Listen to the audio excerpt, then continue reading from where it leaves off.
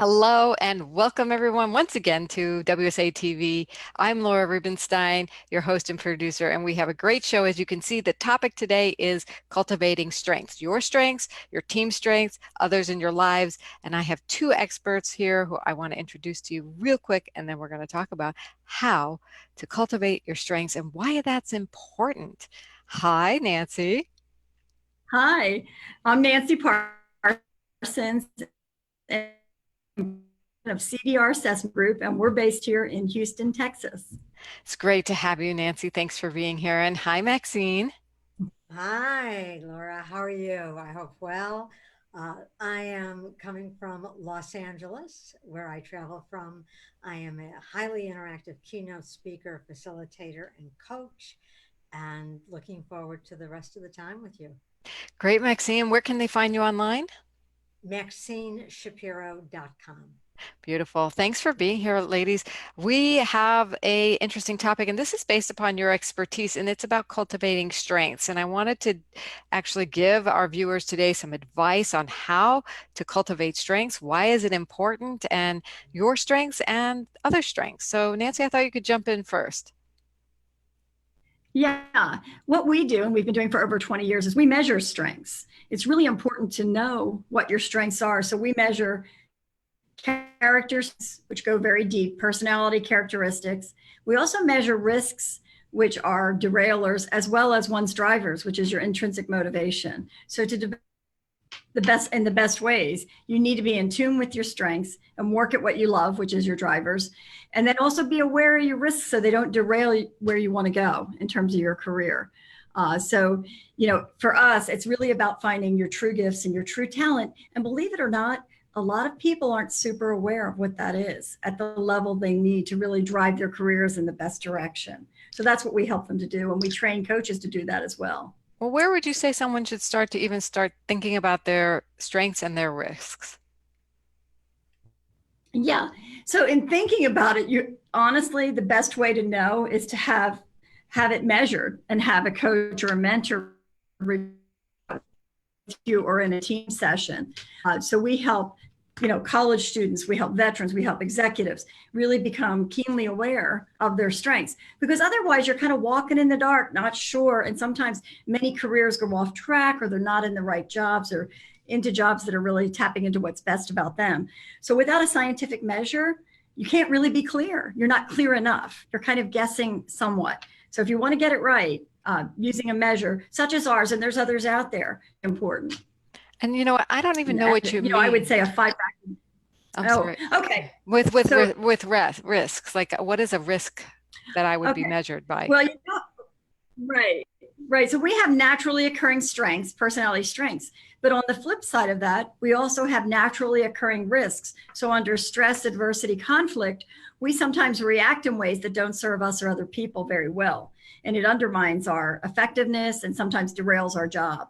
That's what I'm talking about. Think of things like when people are egotistical, or people are too talkative and they're upstaging is one of the words we use. Another one, think of passive aggressive behaviors. We call that a false advocate. Are you being a false advocate? So we measure those things. So sometimes when we're uncomfortable, we go there without even realizing, and it can really hurt, the perception of how we're doing in our relationships with others. So it's important to know the risks so we don't let them take hold of us. And it sounds like you balance it with the strength so that we know where we can go, right? Absolutely. The strengths are the most important when we're working with college students and veterans. Know your strengths, and then which are, because you want to find a job that you can tap into that, matches your strengths, then know what you love, and then you'll always be on the right career path. You still need to know your risks because they can get in your way. But most important are your strengths, what we call character strengths, and then your drivers or intrinsic motivators. But thirdly, if we're not aware of those risks, they can creep up and ruin, our best plans in our career. Right. So that's great advice to definitely build that self-awareness in both the strengths and the risk area. And it's amazing because when the characteristics you talked about are not always things that people can see, and that you have a way to measure it. I mean, other Right. people can see, but oneself is hard to see. So it's great that you have a way to measure it so one can see it. So it takes a little courage. I guess that's why it's good to have a Right. Absolutely. facilitator. So speaking of facilitating, I'd like to move over to Maxine and talk Yeah. about how you help people cultivate strengths and team strengths in addition. That, that's And actually not how fabulous. you do it. I want advice. How, like I want meat here. You got it. You got it. Well, I just want to tail on what Nancy said and how solution focus is so important. We don't even know what we do. And that's why I put people through these exercises where they surprise themselves at what they can come up with.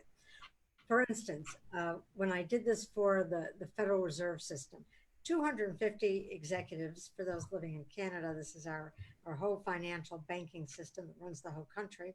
And there were 250 executives there. And a little nervous putting them through this exercise. And what I did is I asked them to build a brand new refrigerator. And I went, oh, and by the way, you have unlimited financial resources and the law of physics don't apply.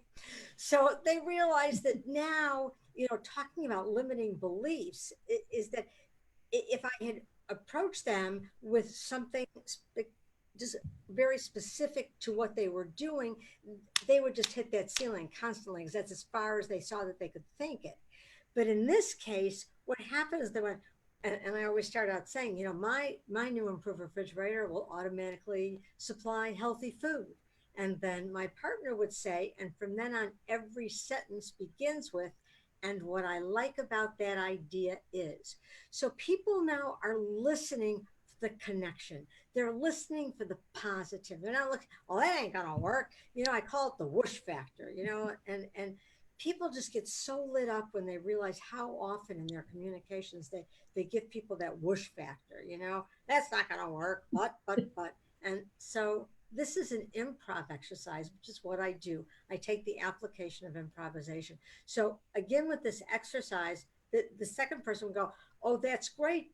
Yes, and what I like about that idea is I've been wanting to diet, and my brand new refrigerator would make every food taste like chocolate, and then I would go, what I like about that idea is that I love chocolate, and my new improved refrigerator would fly to Belgium to get the best chocolate.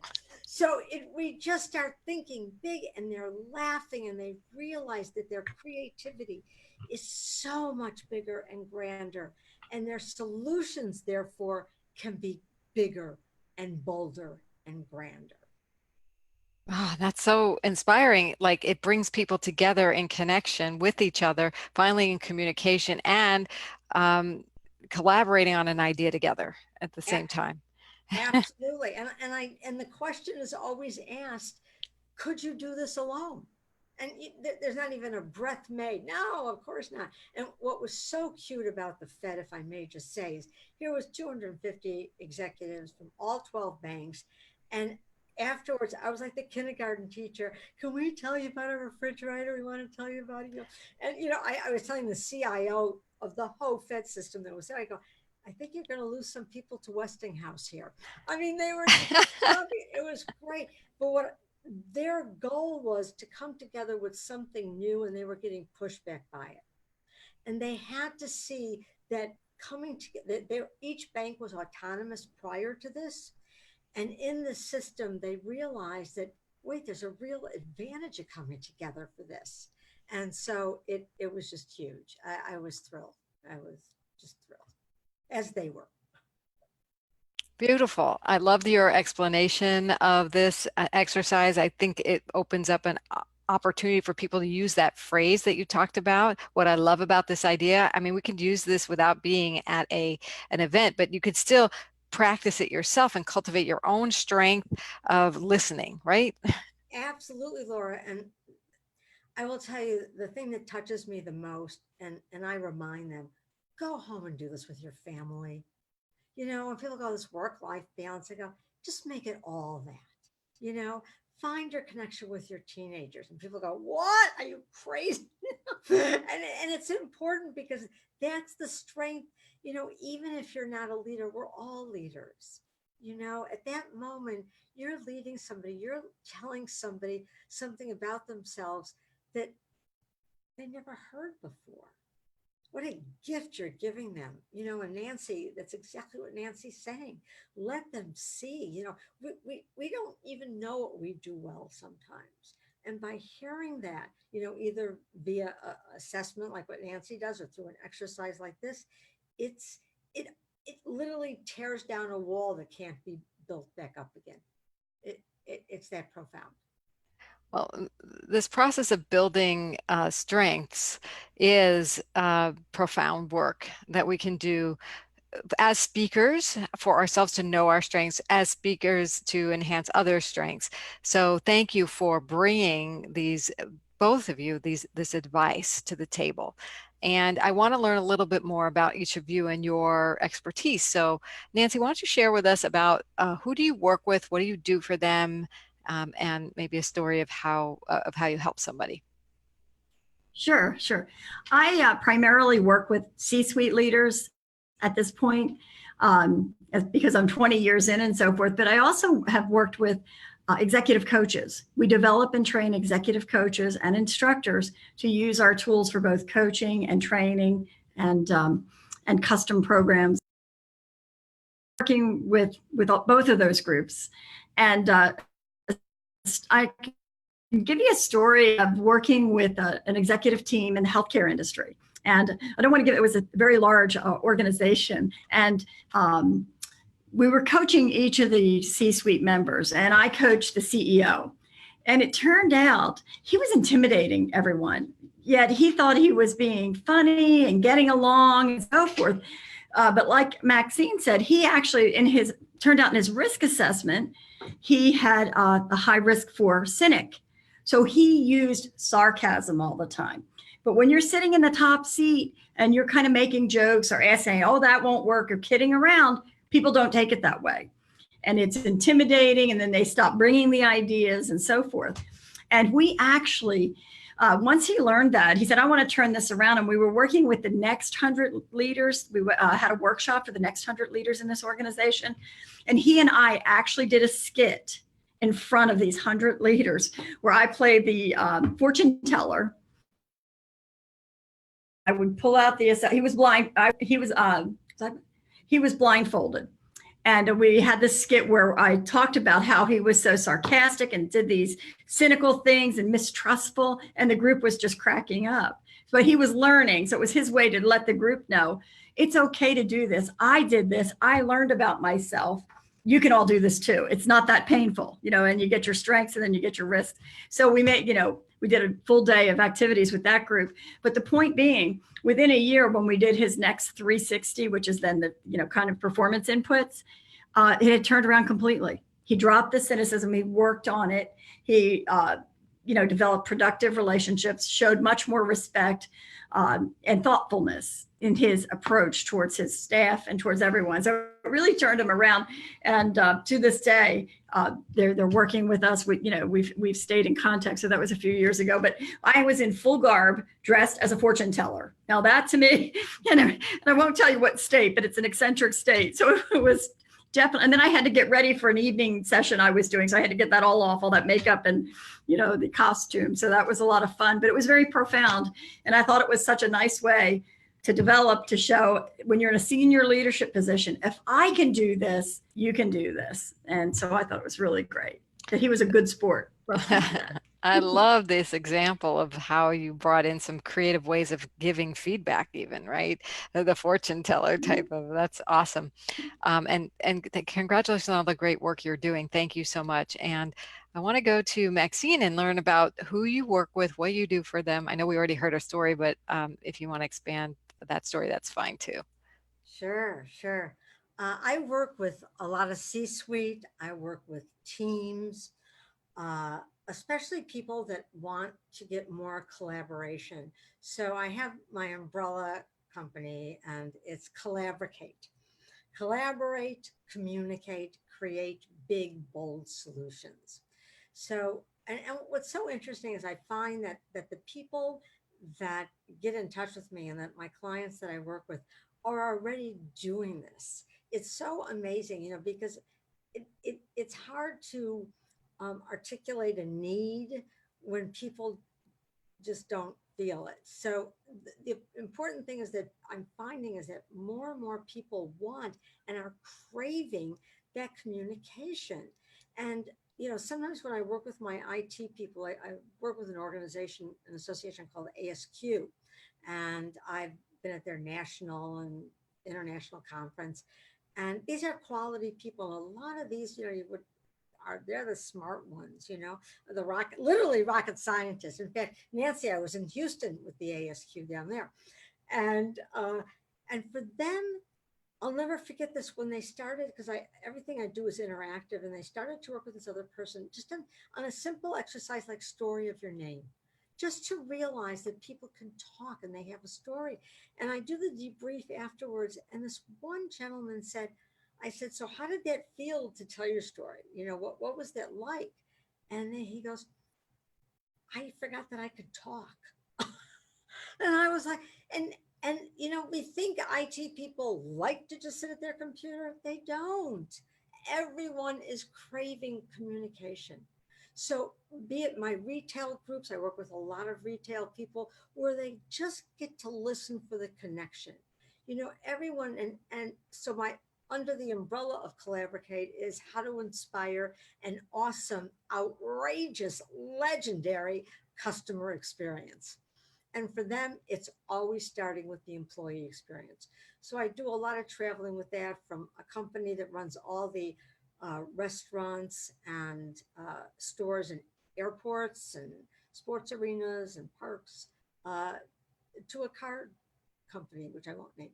But it's it's anybody that really understands that by finding the connection, and again, like Nancy, finding what works, finding the special part about something is what makes the connection. That's what brings back customers. That's what keeps your employees. Because right now, we've got a group of people in our force, in our workforce right now, that if you're not the top employer, they're out of there. And how do you be the top employer? By engaging them, listening. So all these exercises, like you brought up earlier, are all about listening without knowing, what you're going to say. You've got the answers. Just listen now. So huge. And that ties us back into strengths, because if you can cultivate that as a strength, listening, then you're going to start bringing people together, having your teams work more effectively. And that's what you do. And Nancy, you brilliantly do it with the research-based and the assessment-based practices. It's like there, you have to look at it. It's like, we've assessed this. You answer the questions. This is what it means. So between the inspiring motivation and the powerful exercises you do, Maxine and Nancy, the creative way you bring in assessments, you two are like power team for organizations and individuals and cultivating their strengths. So kudos to you. And we love bringing wonderful and powerful speakers like you here onto the WSA TV Premier Women Show, because that's what we do at Women's Speakers Association. We help you expand your message. So I wanted to hear from you. How have we helped you?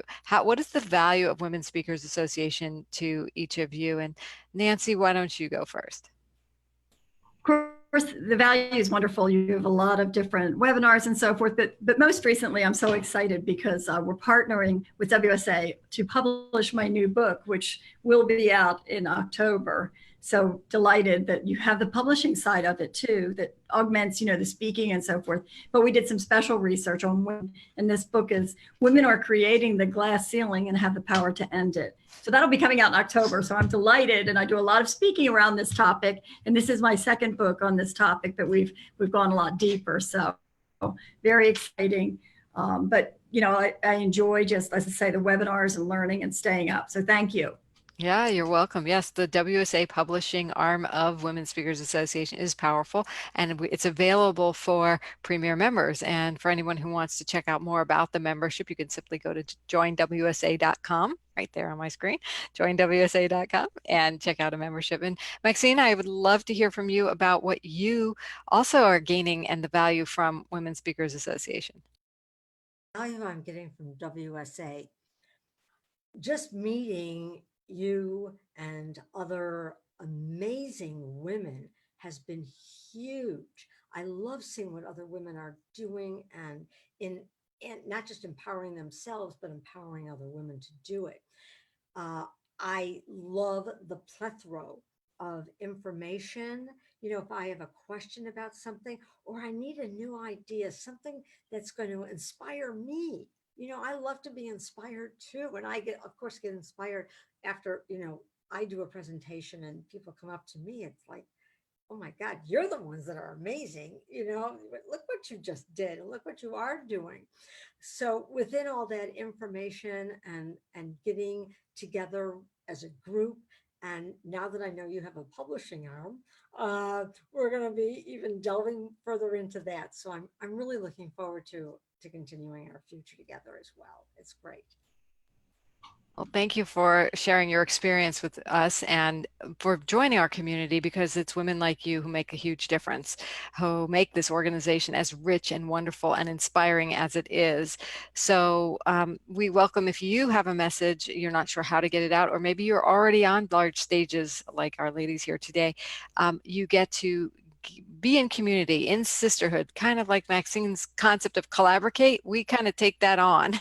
We don't use that word, but I love your terminology, Maxine, and thank you for bringing it to us today, and Nancy for all the wisdom and the work and you're doing in the world to heal organizations and bring people together. I mean, both of you are truly cultivating strengths of individuals and teams, and it's making a huge difference. So if you want to make a huge difference in the world, please join us. We are here to help you expand. And by the way, Women Speakers Association has a book coming out as a collaborative book, we call it, on September 10th. It's called Voices of the 21st Century, Bold, Brave, and Brilliant Women Who Make a Difference. So that will be out. Launch date is the 10th. So I wanted to invite everybody to join us on launch day. Next week, we'll be doing Women Speakers Association's WSA TV premiere show on Tuesday the 10th. That's a departure from our regular Thursday time, but it's in honor of our bestseller campaign. So if you want to buy that book, we want you to buy it on a Kindle version on September 10th. And just join us back here on the Facebook page, and we will give you all the details, and we'll be celebrating and the 50 authors who have been in this. We come out with this Voices of the 21st Century once a year. So there will be future opportunities to join us, and we look forward to bringing out your message into the world. Thank you, Nancy. Thank you, Maxine. Thank you. Thank you. And bye Enjoyed it. now, everyone. Bye. Take care.